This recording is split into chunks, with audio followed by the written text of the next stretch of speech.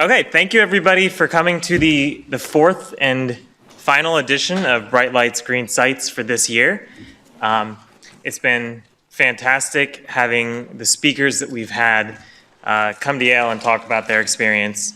And I think we're all particularly excited about the speaker that we have today. Just before we dive in, I'm going to keep this short. Just wanted to say a couple of things. So first of all, so Judy, I'm going to call you out here. So Judy is going to be running the series next year. So with the support of CBay, these will continue moving forward.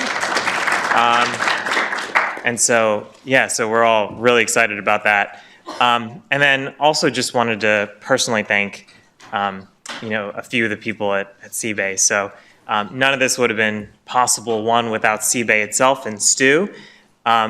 But more importantly, well, not more importantly, I shouldn't make judgments there. But Heather Fitzgerald has really been a fantastic driving force and somebody who's kept us on task and organized and really been the energy behind the program.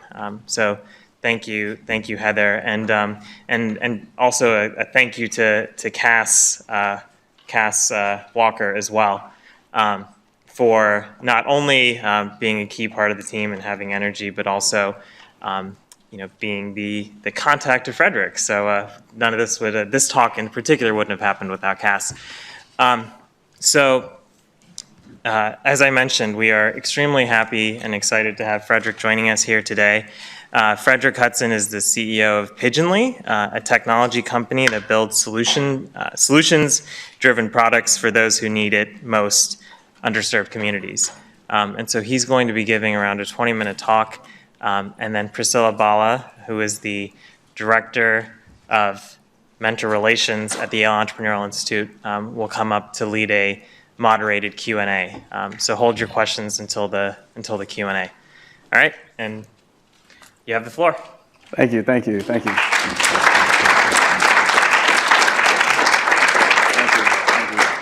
So happy to be here. I was here, I think, Cass, what was that, a month ago? Probably about a month ago. I had a great time. So when I got the opportunity to come back, I was excited to be a part of this. So thank you for having me. I'm not going to bore you guys with a whole bunch of monologue. I'd rather just kind of get through my background and story and then get to question and answer. So you guys can ask the questions that you care about versus me just going on and on and on things about that I care about. So, so I'll get started. So, name is Frederick Hutson. Found a company called Pigeonly, and we basically build communication tools to help people who have loved ones in prison communicate at low cost. The company was founded by myself and my co-founder, Alonzo Brooks. It actually started from my own personal experience. For those of you who don't know, I did close to 5 years in federal prison for distribution of marijuana. Don't feel bad for me, it was lots and lots and lots of marijuana. So, what was it? By no means am I a victim, but I may have been a little bit ahead of my time. Had I done the same business now, I probably would have been commemorated. I probably would have been the top selling marijuana medicinal places in the country. So a little bit ahead of my time. This was back in 2005. It's a lot more relaxed in 2016. But yeah, so that's how I was exposed to the problem that I actually knew nothing about. And I didn't understand the dynamics and how difficult it was for people to stay connected with their loved ones throughout their incarceration.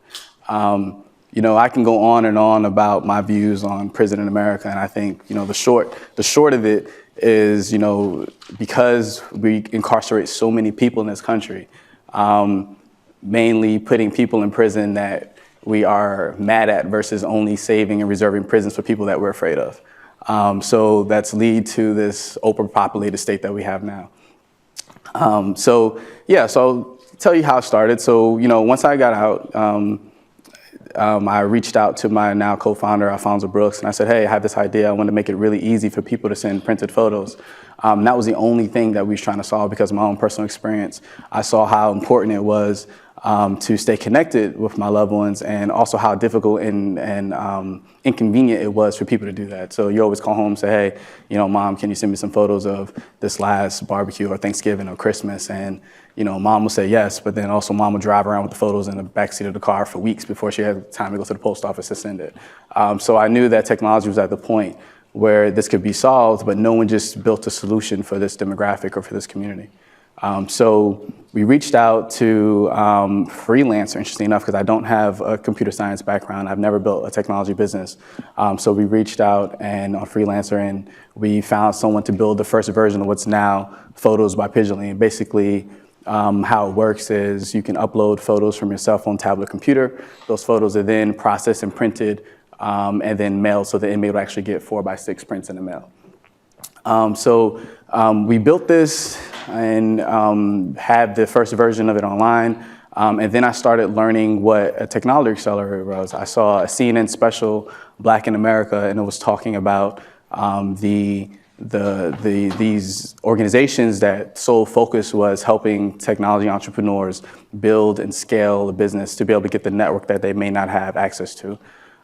Whether it be the investment community, whether it be people that you want to partner with to do business with, so on and so forth. So I started basically taking a shotgun approach. I applied to all of them, from Y Combinator to Techstars to New Accelerator to everyone I can find online. And New Accelerator was the first accelerator that accepted us. So we moved from Tampa, Florida at the time. I was still on probation, moved from Tampa, Florida to San Francisco, and we joined the accelerator, which was a 12-week program that's really geared around helping you package and present your business that culminates in a 12-week period at a demo day in front of investors and other people in the community. After we did demo day, we raised our first $1 million and then went on to started building the business. We moved the company to Las Vegas, Nevada, after we was encouraged by one of our lead investors, Eric Moore from Base Ventures, who was a part of the whole Tony Hsieh Downtown Project movement to bring technology entrepreneurs and technology companies to the downtown Las Vegas area. Fast forward today, we're a team of 25. We've raised a little over $5 million in venture capital. We're shipping about 5,000 photos a day. And we also have another product, which is a voice over IP product, which allows people to save money on expensive prison phone calls. And we're doing about 2 million minutes a month on that product. Our goal as a company, our goal as a business is really to make poverty less expensive. And we target and we focus on trying to build technology products that really can disrupt and solve problems for people that most of the industry just don't have time to bother with, or they just overlook. So that's the short version of us and how we got started. And then, I guess we can open it up.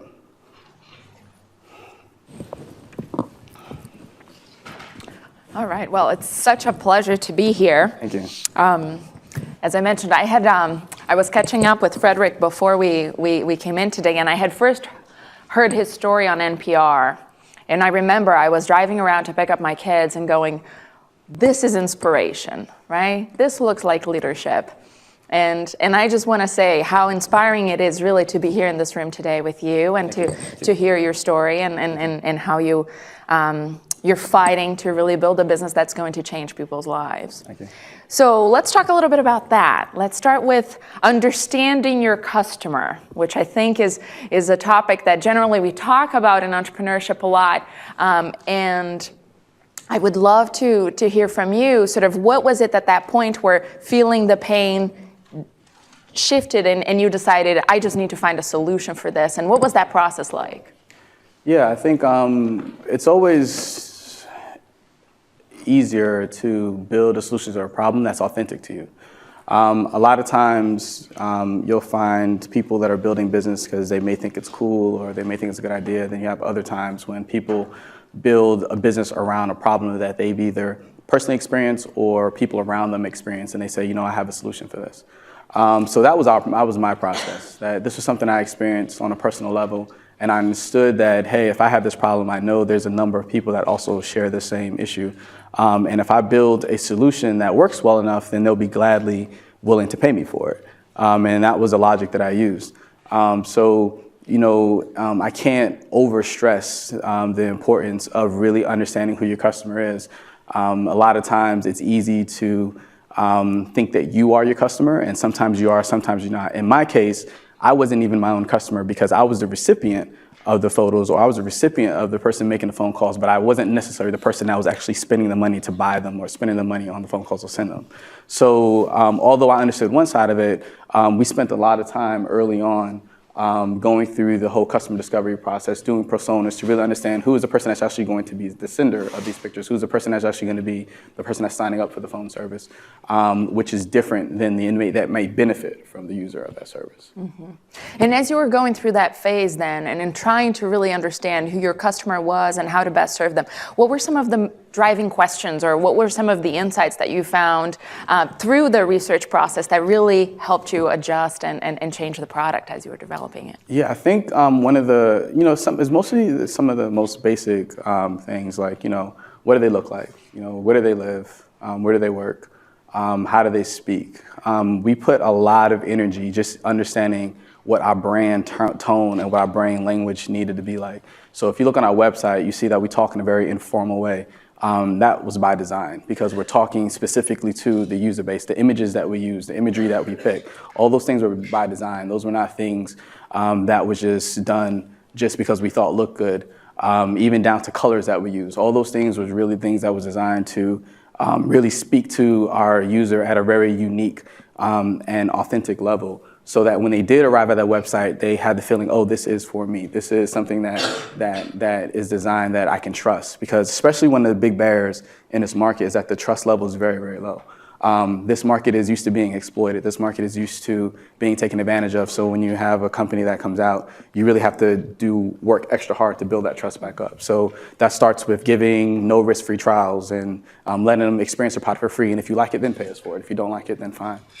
Things like that to really move the needle. Mm-hmm. No, that's great that you talk about trust, because I was just going to ask as to, what were some of the other things, because every business is trying to be authentic, right? To build a story, to inspire people, to build engagement. And in your case, to your point, it could be an even harder barrier. So when we're trying to work with, again, urban leadership, environmental leadership, topics that sometimes can be fraught with some cynicism, or that people are questioning whether you're doing it for the right reasons or if you're in it for the money. How do you build that trust? Yeah, I think that just goes back to having a solution for someone's problem, right? So, if your other option to send a photo to your loved one in prison is to go to Walgreens, print the images out, and then go to the post office and mail it.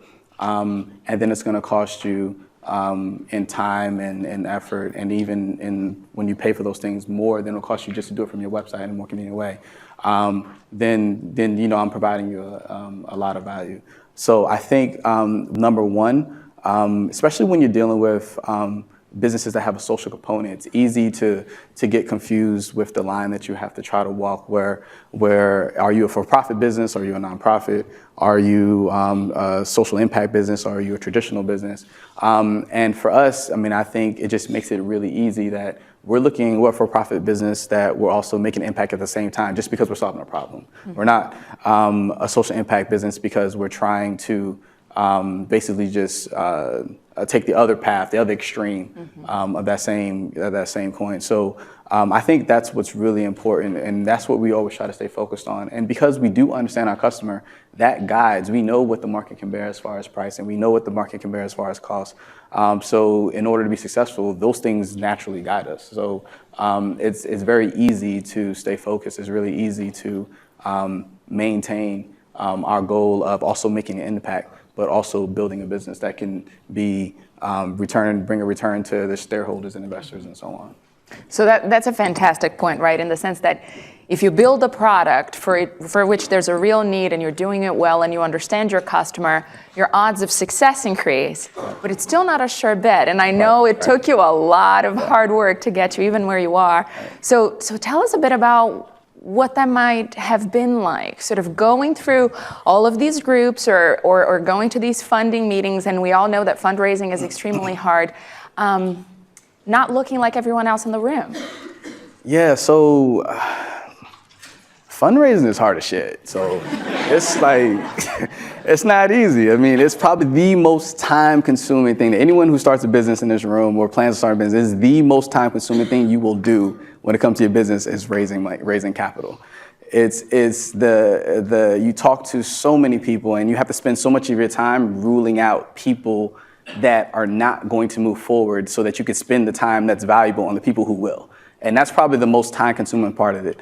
And it's a numbers game, just like anything else. I think when we raised our first seed round, I talked to 60 people, I think, and only 6 actually moved forward. So that kind of gives you an idea of how much time you're speaking to people, and you're going through the same process, preparing things, and a lot of that is trying to find investors that can identify with the problem that you're solving and that can bring value, because a lot of the approach to fundraising is the mindset of, okay, you're asking someone for money, but you really have to look at it the other way around. You're giving someone the opportunity to be a part of something that you're building.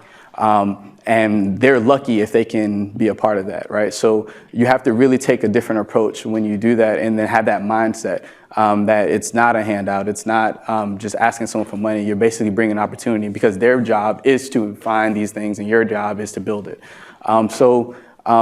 It's very time consuming, it's very difficult, but it is tough, especially when you are dealing with people who may not have never interacted with the problem that you're working to solve. So in my case, I'm talking to investors that have no one in their family or extended family that's ever been in prison before. So they don't even know this is a problem. Like, what? Do people need photos in prison, or they need to use a phone? How does that even work? What they know about prison is what they saw on TV. So you spend a lot of time educating people on what the problem is, so that you could before you can even get to what your solution is, right? So that's probably the most challenging thing that I experienced was raising capital, and is really that education piece where I had to spend a lot of extra time doing that. The next thing is, people are, whether it's conscious or unconscious or just biased. It's just human nature, right? So when you are talking to someone and you do not look like them, nor do you look like the type of people that they are in their normal circles, that level of trust, like you just mentioned, is just not there. It's just not. So you have to spend time to build that trust up. So, in early seed stage funding, it's all done based on trust, because they're just going to give you a check. They're not all on you and checking what you're doing and how you're doing it. You don't have financials at this point. You don't have a lot of the things that a bank may ask you for, because you're a startup. That's the nature of a startup. So that check, that first X amount of dollars that you raise, is going to be solely based on trust. It's going to be solely based on them believing that you are the right person that's working on the right problem at the right time. That's what it comes down to. And can build out the right team. They're assuming that you're going to pivot. They're assuming that you're going to, what you're saying today is going to be different than what you build tomorrow. But once again, that first check is written off trust. So you have to spend a lot of time building that trust. And oftentimes, the bias that exists is that, frankly, if you don't look like me and we don't like the same things, we don't hang out together, we're just not going to have that level of trust there. The guy that cuts my hair is not the guy who cuts Summit's hair. Like, they just look different, right? So that's natural. So, I think, once people understand that, it's not that someone's intentionally trying to be biased against you. It's just that we all naturally have these biases. So what do you do about it, right? So as a business owner, as a founder of a company, what you do about it is you let your numbers talk to you, for you. And the biggest thing that people can't be biased against is numbers, right? So, you show traction, you show, what I'm saying is real, and this is the number that backs it up. So for example, we have this many people. For us, the traction then was the amount of people that we had sending photos. We have this amount of people sending photos on a given day. This is how the percentage that's increasing. These are the amount of people that are signing up. And then that overcomes all biases. Then it doesn't matter what I look like. It matters are my business metrics panning out? Does this actually show, and is it hinting to something that can be built big on top of it? And you kind of go from there. That's great and really inspiring. So I want to open it up for some other questions from you guys as well. Yes, please. Thank you for coming here. Thank you. Oh, and I'm sorry, if you can hold your mic down as you're asking the question, that'd be really appreciated. Got it. I want to kind of ask. My name is Megan. I'm a third-year joint between the business school and the School of Forestry. On this question of the investors, I wonder if you could speak more about when you were starting out, maybe what you had in mind for the type of investor you were looking for and what they'd bring to the table, and if that turned out to be the case. And then again, same question going forward as you continue to grow, what kind of qualities in an investor are you looking for? Yeah, your first checks is whoever would give you a damn check, right? So that's just, it's as simple as that, you know. But after you get that first money in, but usually, you know, I say that, you know, just having a little bit of fun, but usually your first checks are the people that really believe in the core of what you're building, right? So those are your first believers when you have the least amount of proof that you actually can do something. So, you know, for us, those were guys like Mitch Kapor from Kapor Capital. You know, Eric Moore from Base Ventures, people like that. They believed in us very early on because they believed that what we was doing was real. So, you know, if you can, for your first investors, we was fortunate enough where our early investors are a very tight-knit group of people that are genuine and believe in what we're working to solve and have been insanely and super supportive. And that's what you want your core investor base to look like. Because it's it's really, really tough, you know, when you first start to get that initial traction, to find that product market fit. And then once you find that, to start scaling it, to actually build a big business from there. So, you know, you know, I've heard the term that, you know, you're trying to raise enough money to survive as many pivots as you can make before you actually figure out what works, right? So, you know, you really want a core group of people that are going to be really supportive, that are going to support you through that process. And then as you scale, like now, the type of investors we look for is people that can be value add. So in addition to a check, what other values can you add to me? Do you know different vendors that we may want to work with? Do you have, you know, one of our plans is to get into the financial sector. Do you have expertise in the financial sector? So if we build fintech products, can you help us with regulations? Can you help us with policy, moving policy? One of our investors is Ben Jealous, the former president of NAACP. He's super helpful when it comes to us moving and changing policies, things like that. So you start looking for more strategic investors as you scale. Please. Hi, I'm JP. I'm a third-year joint between the School of Management and School of Public Health. Related to that point, I'm interested to learn more about how you thought about building out your team, specifically that you didn't have a tech background. Like, did you prioritize certain skill sets? Did you really want people that believed in like the mission? Kind of how you thought about that piece? Yeah, so that's a great question. When you're very first starting out, your initial team is also people that, you know, are your biggest believers. They're the ones that are willing to, in most cases, work for free. So they believe in what you're doing. They're willing to have skill and talent sets. And I think the first step of building a team is being cognizant of what skills and talents that you have and what you don't have. The biggest mistake you could make is thinking that you are good at more than what you're really good at, and build a team of people that complement your skill sets. So for us, you know, one of the big questions that I often get is, you know, how do you build or lead a technology business and you don't have a computer science background, you don't know how to code yourself. Now, since then, I've learned a lot through osmosis. Like, I can have a conversation about it.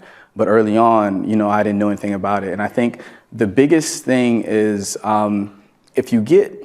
being a minority founder in the technology industry, I think there's like about 1% people that fit my category. You're building a funded technology business and you happen to also be black, right? So that represents 1% in the industry right now. So the problem is that people think that they can't do it unless I know how to code. And that's probably the biggest mistake. Your job as a CEO or the person that's building a company is really to not so much understand the nuts and bolts of how something has to work, but really to determine the what. And if you focus your attention on determining the what it is that you're going to build, the what problem you're going to solve, and what that solution looks like, there's a number of people that you can add to your team that can help you figure out all the hows. And the biggest thing that you can do that can hurt you is get so caught up in the hows that you actually don't do anything because you're so figuring out how to do things that you necessarily don't really have to know how to do. You'll learn and you'll get proficient in it over time, but you know, that's the point of building a team, and that's how companies are successful, is surround yourself with people that add value that you don't do yourself. Great. Yes, please. Hi, I'm Sarah. I'm a third-year joint degree with the School of Management and the School of Forestry. Thank you for being here. When you were giving your intro, you said something that caught my attention was you said you position yourself as a business that makes it less expensive or Makes poverty less expensive. Makes poverty less Right. expensive. Right. And I was just curious, kind of when you came about that as kind of either a tagline or a mission, or how you like came about that positioning. Yeah, that's more something that we say internally, that you won't find that on our websites or anything like that. And it's really what, I've seen is growing up, from a low income family. I just noticed that people of low income pay more for just about everything that they do, right? So I pay more to cash my check. I pay more to get to work. I pay more for just about anything that I do. I have to pay more, including communicating with my loved ones in prison. The only reasons why prisons can get away with charging $15 for a 15-minute phone call is because, they have this dynamic setup where they're the only player in town, and someone of low income has no choice but to use this channel to communicate. So when we started, we realized that the one thing that we could do is we could provide people other low-cost options, right? So you don't have to pay the $15 for the 15-minute phone call. We can get that cost down to $3, and that's the lowest it can be. But that's a huge difference for a lot of folks. And then as we started seeing other opportunities open up, for example, about a third of our user base is underbanked, so they don't have access to bank cards, bank accounts, and things like that. So we're seeing that our future product roadmap incorporates things that also extend to other products beyond inmate services. When I think about our whole mission, I think about our whole goal as one. That's really our goal, is how can we leverage technology to make simple things. So for example, you have everyone focused in building the cool apps like Uber and things like that for people who have the disposable income could afford Uber, but who's building their products for the person who's driving for Uber? And that's really our focus, is that segment that generally goes overlooked, and there's an insane amount of opportunity that people are missing, which I'm fine with because we're focused on it. But there's a same amount of opportunity for just building things for underserved markets. Like it's a huge opportunity there. And when you can just build things to solve their problems, from financial products through job searching, there's just so many things that can be done, and so much work can be done in those areas. Yeah. Hi, Judy. I'm a first year joint degree with forestry. Building off of that, I noticed when I was sort of reading up more about the company that you always you use terms like underserved populations. You never specify that it's people who are incarcerated, whose loved ones are in the prison system. And I'm curious if that was from the outset your intention to sort of eventually move to a broader scope of potential users, or if that was something that developed as you started working. You saw that there was really that incarcerated people were just sort of the beginning. Yeah, so that actually developed. So when we first started, the only problem I was looking to solve was I wanted to make it easy to get a photo because that was my pain point. I wanted to get pictures, couldn't get visits, I wanted to get photos, right? So that's where it started, and that was it. Then once we built the first version of that product, then it came time to market it. It was like, well, how are we going to market this? And then I knew from my own personal experience, I said, well, anyone who's been in prison, anyone who's had any kind of case, it's all public record. So we'll just do a Google search, and we'll find out everyone who's in prison on this Google search, and then we'll send them all a greeting card or a letter and say, hey, use this new cool photo printing product that I created. After I did that search, I found out that wasn't the case. I've realized that although criminal records are all public records, incarceration are all public, they're not easily accessible. So these things are locked in these separate silos. So for example, Texas doesn't talk to New York doesn't talk to Michigan, and so on. So what we end up building, and this wasn't part of the plan, we end up building the first nationwide inmate database that exists. So basically what this does is you can search John Smith. In the background, it'll search all the states, all the federal, and it'll find out where John Smith is, and then it comes back with the results. We then use that to send direct mail to the inmates to let them know, hey, these are the products and services we offer, tell your family and friends about it, and then that's how we acquire customers. So family and friends show up to the website. I'm kind of giving you a long way to your answer, but so then we realized that, okay, we're in the data business, right? So we first started out with a consumer-facing product where it was just around photo. Then we kind of stumbled into a data business, and now the data side of our business makes up probably about 80% of what we do now, and then the products is actually just how we monetize the data that we're collecting. So we're not even what we started out intentionally to be. Then we realized, well, Now that we're finding out that this data allows us to basically, we have ways that we can monetize the data, some which we'll figure out and we'll do consumer-facing products, which is around inmate communication. Some we won't figure out. There's people that's reached out to us that have multiple use cases for the data, from research to know, like, there's no easy place to see what's the average age of someone in jail. No one knows the answer to that. We do. There's no way to know what is the, who's about to be released this month. There's no place to see that across the US. We can see that. So there's lots of use cases. Someone can build an application for job searching. Someone can build an application for housing. There's all sorts of things that can be built off this data. And then we realized that, well, actually, we're not really an inmate services company. We're really a company that's really starting to get really good at understanding a demographic of people that other people just don't understand. And what do these people all have in common? What do people who have someone in prison, low income, all have in common, right? So they all have fit a certain profile that people aren't building typical products for.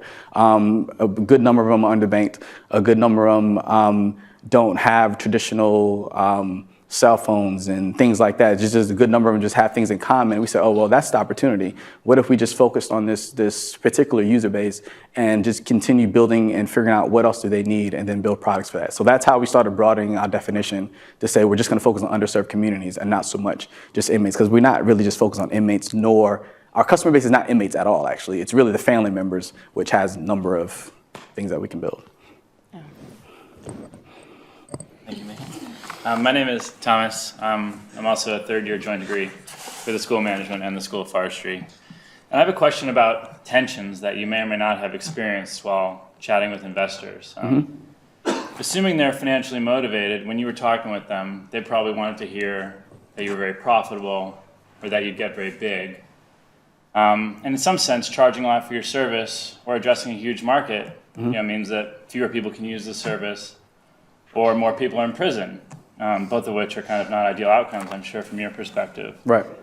So what I'm wondering is, was that a tension that you had to deal with? Do you intend, as you grow, to deal in policy and hope to bring about some changes to the rate at which people are incarcerated? Would you love to put yourself out of business someday? How do you think about That's a good question. tensions? Yeah. So that's a great question. So the research shows that the more that you make communication more accessible, the lower the recidivism rates goes, which means less people come back, right? So if we do our job well, we should be out of business as far as that line, right? But this goes to who our customer really is. Our customer really isn't the inmates. Our customer is the family members, but our customer as a family member, they have a number of issues that they need solved that no one's solving for them, right? So it starts with inmate communication. That allows us to build our base. But once you identify, it's roughly about 16 to 20 million people that fit this category. What other things you can build for them, right? So I don't know all the answers to that today, but it's just one of those natural progressions. You'll keep building things. You'll start with your search engine, and then before you know, you'll build Google Docs, then you'll build YouTube, and you just keep building stuff, right? So that's the idea. And I think our investors, they understand that once you have a core base and that you have that trust, if we came out right now with for example, a prepaid debit card, we have the amount of trust with our users that they would choose us over they would choose one off of the shelves in 7-Eleven. And that's just what it comes down to, right? So as far as people in prison, is roughly about 2.3 million-ish people that's in prison right now. But the people that fit my category, recently released on parole, probation, or something like that, is about 7.5 million. What do they need, right? So there's way larger opportunities on the other side, but what's true with most businesses is that you really have to focus on captivating, for lack of a better term, and focusing on a very core group and then expand from there. So that core group is, how can we identify these 16 to 20 million people-ish that fit this category, and then we can continue to build from there. Oh, great. On the back. Hi, my name is Bashawn Brown, former student of Wesleyan Center for Prison Education. Wesleyan brings high-quality education to Cheshire Correctional Facility. That's what's up. I was wondering, as you move into communications, how has companies like Securus and Revitalization thrown obstacles in the way, and how did you try to navigate that? Yeah, so I'll give you guys a quick history and some policy changes that's happened over the past 2 years. So back in, I want to say 2013, the FCC ruled to do two things. One, to bring the cost of the cap, the interstate, which is long distance calls, at 21 cents versus they was kind of all over the place prior to that. And then the second thing they did was they made it illegal for companies like Global Telling and Securus to block services like mine. So basically what those companies would do in the past is that they would dictate to the family member, you can't use this phone service, you can only use this phone service, because they always wanted to guarantee that you always had to make a long distance phone call. So essentially what they were doing that was illegal is that you can't tell a consumer you can't use Sprint or Verizon or T-Mobile. You have to let people, consumers, use whatever phone service that they choose to use. That put the burden on us to make sure that we're registered like every other phone company. So we're registered like a Vonage or anything else, like any other non-interconnected VoIP company, we're set up the same way.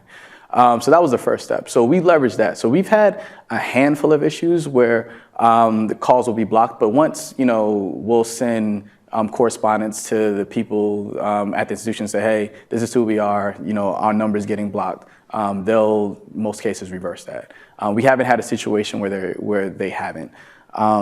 Now, are they happy with what we do? No, but we built all of our technologies so that it's really consumer focused and it doesn't rely any buy-in or tie-in from the institution. So we don't require any buy-in from the facility, and that was by design. So everything that we do goes through the existing channels that's there. So we'll give the customer just another number that they can be reached on that they use that works just like their cell phone or anything other number they have. The photos are printed and shipped and go through the mailroom just like any other correspondence. So everything we do is designed to work on top of the existing infrastructure that's already in place so that we don't require the buy-in from the facilities, which creates the dynamic that actually adds to the problem that Securus and Global Telling already have, where once you have to work with institutions, then you have to get in this whole bidding thing, you have to promise institutions X amount of revenues, and it just makes a situation that ends up making you more predatory than you would probably want to be. Thank you again for everything. This is Thank you for having an me. amazing presentation. I have a two-part question. The first part, you talked sort of in a humorous way about the volume of distribution you were involved in before you were incarcerated.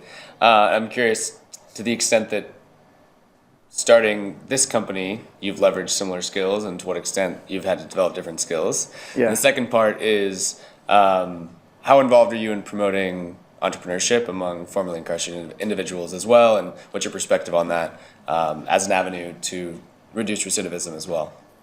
Yeah, so your first question, a lot of skills are transferable, right? So,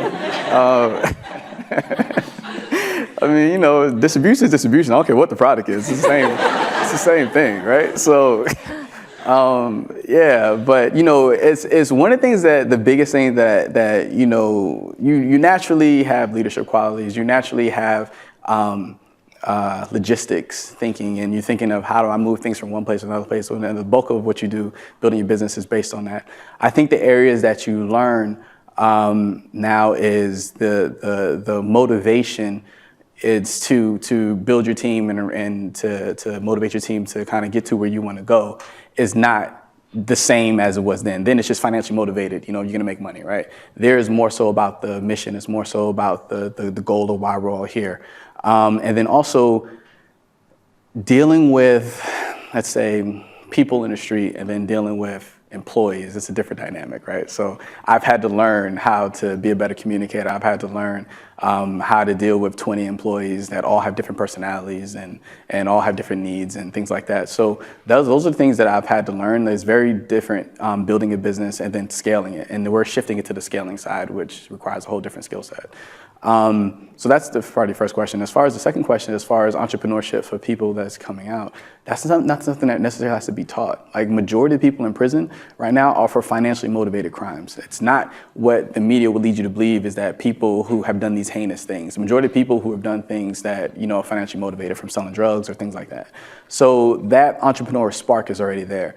It's really just them helping them understand that you can actually do something, whether you want to start a barbershop, whether you want to start a restaurant, or you want to do something in the technology field, whatever it is, you can do that, and here's the channels and here's the path to take. I think the biggest thing, especially in the Black community, is no one never tells you that this is something that you can do. So you never even fathom it, right? So no one prior to me at some point, I didn't even know if I was considered a tech company or not. But no one 5 years ago, 10 years ago, said that, hey, why don't you start a technology business? Or, hey, why don't you build an app that does X or things like that? No one was really talking or thinking like that. Now you use these products and services. We're the Black community is huge consumers of these technology products, but we're not really thinking, and no one's really planting the seeds to think of, okay, why don't you build something yourself, or something that you deal with in your community, why don't you build something for that? So I think that's the biggest thing that people just have to see, that, yeah, you can build something and you don't have to know how to code yourself to do it. And I think that's the biggest hurdle that people see. And it's really just a mental block, because it's not even real, but it's that mental block of, oh, I can't do this because I don't know how to program. And you kind of just defer it to something else. And that question is really interesting because it also goes to the core of increasing diversity in general. So it's not just about that population, but everybody else that might not look like your average, middle-class, white entrepreneur, right? Which when we think of entrepreneurship, sometimes might think of. So what else can be done to encourage all of those different groups to join in? Yeah, I think one of the things is that I think people, especially in the Black community, are driven by lifestyle, right? So and the idea or the image of lifestyle, that's what motivates. So when you see guys that are attracted to playing in sports, it's because they're looking at the people who are playing the sports and say, I want that kind of lifestyle. I want that kind of life. Like, that's what I'm attracted to. When they're looking at different music artists, I see that, I want that kind of lifestyle. I want that kind of look. And that's what attracts people. As people start seeing others that are have the freedom, when you think about financial success, it's really just having the freedom to do what you want when you want to do it. Is people would also be attracted, I can get in this lane too. And I think once people start seeing that this is a lane that you can be in, and you don't have to have this background in order to be in it, I think people are going to start being attracted to it. And I think that's already starting to happen. I think one of the things that's the way things are moving now is, at first when we started, I could look around the room and I'm the only one that looks the way I look, right? So now I go in those same rooms and there's 3 or 4 of us now, right? So it's getting a little better. So it's one of those things where people are seeing, okay, yeah, I can, I do have this idea. There's a guy that I met recently. He's building an application for the barbershop. There's a guy. They're building stuff for the clothing industry, and it's just all sorts of ideas that people with diverse backgrounds, they're going to take a diverse approach to solve problems, which is going to just create better products for everyone. So, great. Any other questions? There were a few hands. Yeah. I'm Jessica, first year MBA. So you talk about your experiences when you establish your trust and relationship with others. Looking back, what are your takeaways from establishing your credibility with your customers, with your team, and also with potential investors? And through that process, how do you eliminate, filter out relationship, and what kind of people do you choose to maintain relationship with? Yeah, so that's a loaded question. Yeah, so what's interesting, and I'm just going to answer this from my own personal experience. Being a CEO of a company can be an incredibly lonely journey, right? So a lot of times you're by yourself. Not in the sense of, because we have a lot of people, but when it comes to, the decisions that you make, and all those things, you're like the sole person making those decisions that impact everyone else at the organization.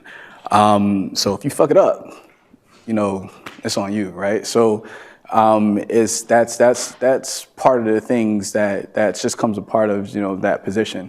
One of the things that goes along with that is, as you have the people around you, you really have to be strategic on the people that you do have for you to lean on, and for you to get advice from, and for you to lean on their expertise and skills on to support you through that. Because it's such a lonely road, you have to have a core group of people. So you really have to choose people to be around you that's where you want to be versus where you come from. A lot of times what we naturally do is that you'll build a team around you that basically make you feel a certain way, in a sense of you're the smartest person in the room. And you really can't be very successful with that way of thinking, right? So, when you have, if you're an A player and you surround yourself with B players, then the B players, when they hire people, they're going to hire C players, and the C players are going to hire D players. It just goes downhill from there, right? So you really have to try to hire up. So when you try to, when I try to surround my peers, I try to surround myself with people that are better than me, way, way, way better than me, because then they do the same thing, right? So then you start creating an environment where your team reflects where you want to go and not where you come from. And that's a hard transition when you first start out, because usually when you start with the people, friends and family around you, and those are not necessarily people that can get you where you want to go. So that's probably the hardest part, and which creates the dynamic I just told you, where it's just lonely, right? You're just by yourself, because you have to create this dynamic where you have to hire and bring people on to guide you and to help you get to where you want to be versus where you are or where you came from. And on that question, actually, there's also this notion of, we were talking earlier about the network of support that you need to have, right? And what a difference having a network of resources can be when you're trying to do something that you haven't done before, you don't know everything about. So what has been your approach to really cultivating these good advisory relationships and figuring out which are the ones that you're going to depend on moving forward? Yeah, so one of the things that, I had to get comfortable with in general was, networking and getting to know people. I tend to be more of an introvert, which doesn't work well for this position. But, I've had to learn to be more outgoing and meet people and talk to more people. And part of that is to identify those people who you can lean on for those types of things and figure out, that network. One of the greatest benefits, we were talking earlier about, when we went through Y Combinator, the biggest benefit that Y Combinator has is they have an insane network. Their network is so vast that you can pretty much tap any resources that you could need at any stage of a company that you're developing. So it's really just leveraging and reaching out. And just really it comes from just knowing that you don't have to do everything yourself. You don't have to figure out everything on your own, that people are more than willing to help if you just ask for it. And you just have to be open, you have to be humble, and you ask for help. People are more than willing to, in most cases, bend over backwards just to give you support. And they don't want anything in return, they just want to support it. And that's generally what you'll see. That's generally what you find, just in the industry as a whole, especially in San Francisco and the tech industry as a spread out. Just the culture there is just very, people just want to support and help, and they just want people to be successful. Terrific. Yeah. What are some of the biggest challenges that you see facing the success of your company, or what's on the top of your wish list? Wish list? That's interesting.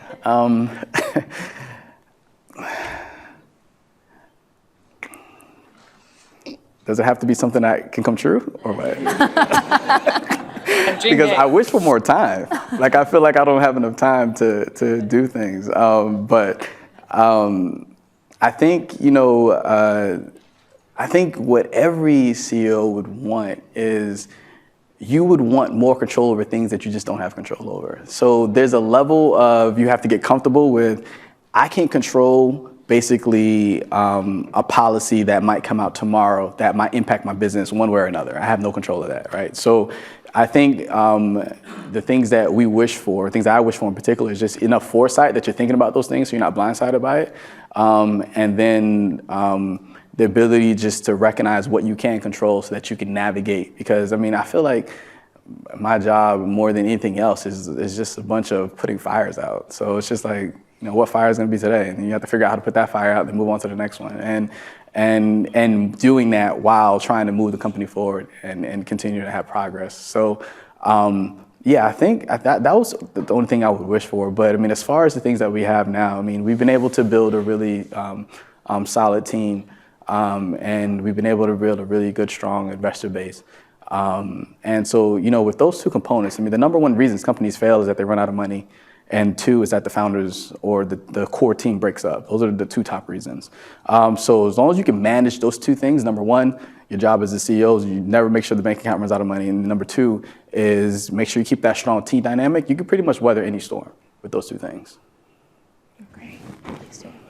Stuart from the Yale Center for Business and the Environment. Can you talk a bit about the being a part of an effort to revitalize a major downtown in a metropolitan area and the network of entrepreneurs, and even if do you see any benefits related to your business model in terms of being a part of that, and what does that look like, and is this something you feel is replicable, could work in other cities, because it's a bit of an experiment in Las Vegas? Yeah.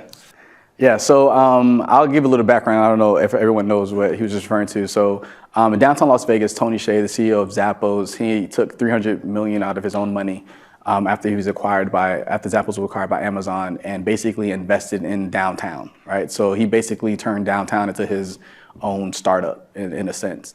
So what this meant was $200 million went to real estate, another $50 million he put aside with the Vegas Tech Fund for technology investments, another $50 million went aside for just mom and pop regular businesses investments as well.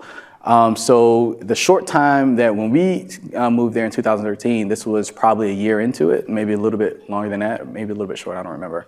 But downtown Vegas was basically a desert town. People really didn't go there. There wasn't businesses there. There was no restaurants. There was no reason to go there other than the Fremont Street experience, which is basically an old version of the Strip before the Strip was the Strip.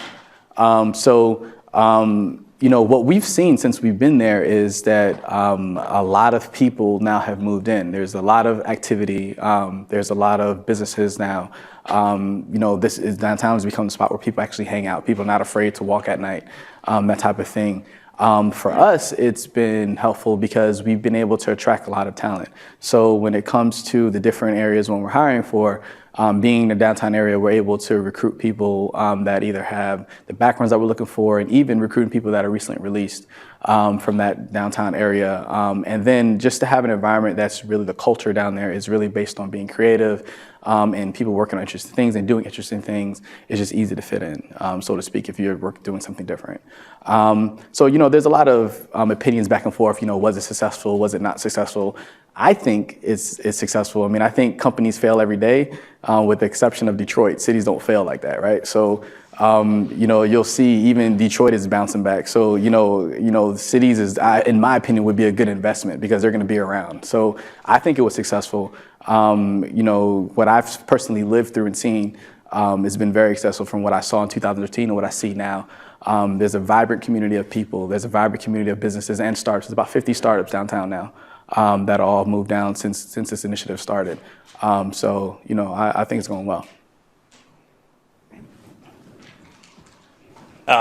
So again, my name is Summit.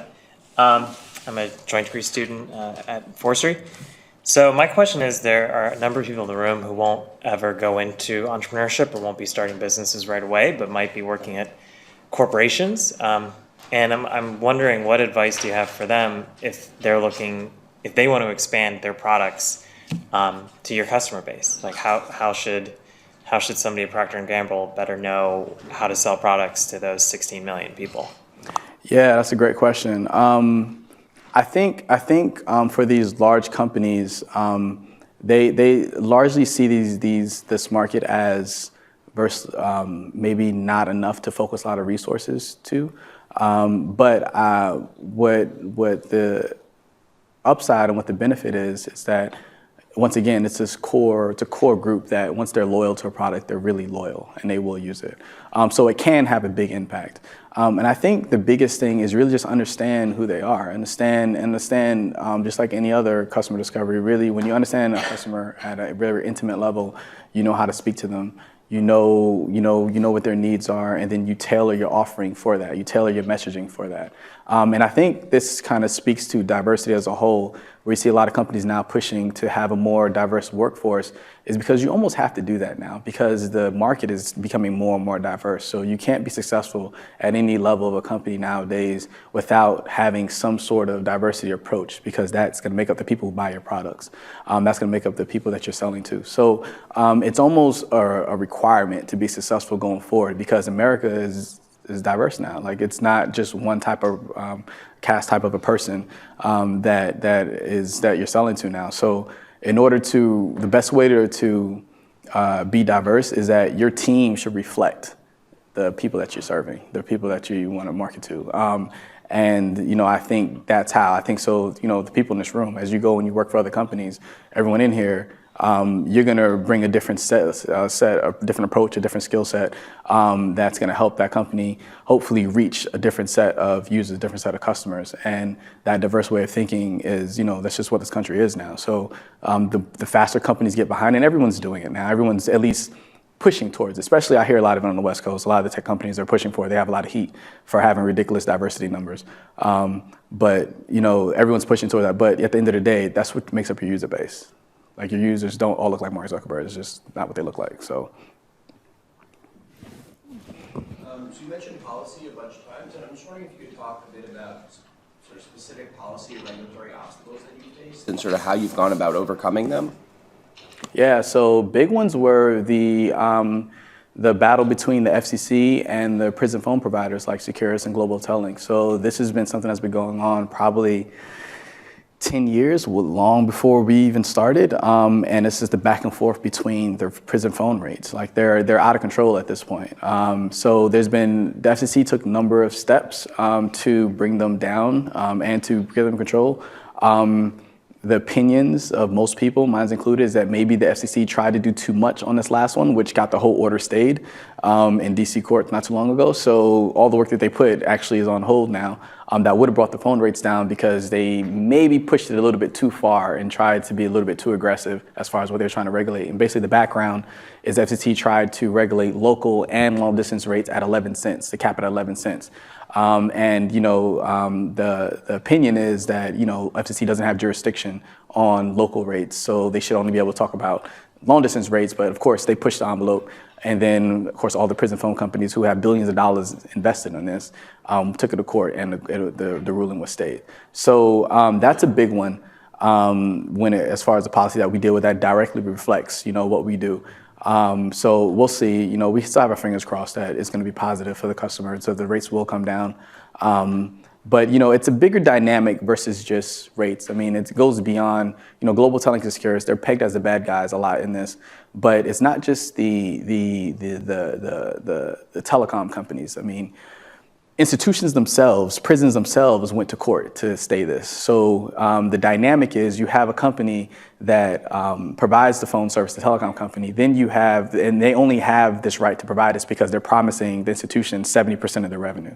And then the telecom keeps 30% of the revenue. So you can do the math, you can see who's really benefiting and driving up the rates, right? But then the telecom company gets all the flack, but it's really the institutions because they're looking at prisons as a profit center, which is just bad business, right? So it just doesn't make sense. So when you take a profit, when you look at prisons as a profit center, you start creating environments where it goes this direction, where you do have a $15, 50-minute phone call. And those are some of the things that we hope to see change. Those are some of the things that we're hoping to disrupt in any way that we possibly can. I know you mentioned sort of building your products on top of the institutions and sort of not relying on them, but have you attempted to partner with them in any way, or sort of what's that line of communication like? Yeah, I don't really see that being a part of our business process or business model. Really, we want to be consumer focused, and I think it's really important to us to always stay consumer focused. And really just be the bridge between people, all of us who live in an analog world versus everyone who lives in a all of us live in a digital world versus everyone in prison lives in an analog world. And we just want to be that bridge. Not necessarily changing the infrastructure at all, but allow you to easily interface with someone in an analog with all your digital products that you already use every day. Well, thank you so much, Frederick. It's a pity our time is coming to a close, but thank you all for attending, and please help me in thanking Frederick.